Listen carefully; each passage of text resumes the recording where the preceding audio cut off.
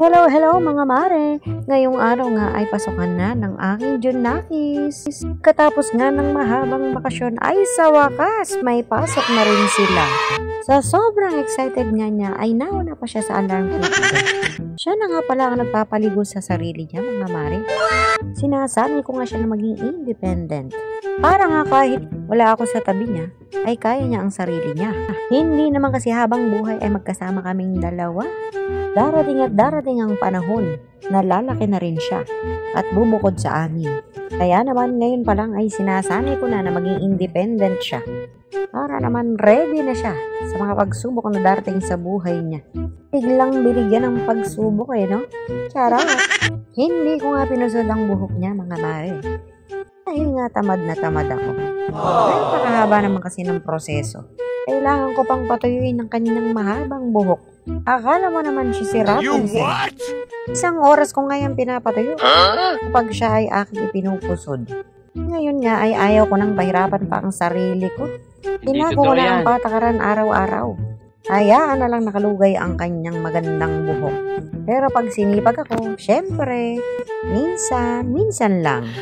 Hindi na natin dadalasan at masyadong ang time consuming. Nagre-reklamo nga siya dyan. Bakit daw hindi ko siya ipinusod?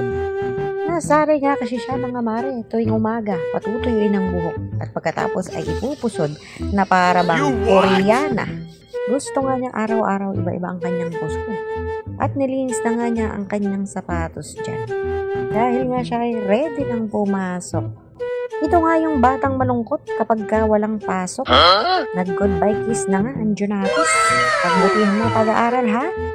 Huwag mong pasasakitin ulo ni teacher. Mga asawa kayo, ano? Tawa ayo. Ay, Diyos ko! Nanya! Ay! Ay, Diyos ko! Diyos ko! Ikaw ang tatay! Nag-anak-anak ka ng tatlo. Nag-anak-anak ka kasi ng tatlo, di mo na pala kayang parindigan. Sabi niya may goro may unggo.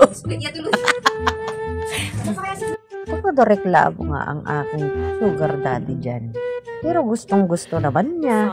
Biglang naging tatlo ang kanyang anak. Instant. Dumating na nga ang kanilang sundo. Ang kapatid niya ay sugar daddy. Ayun at naghihintay sa taas. Ingatan mo mga Junakis namin ha at mahirap palitan niyan. Hanggang dito na lang po. Thank you for watching. Bye!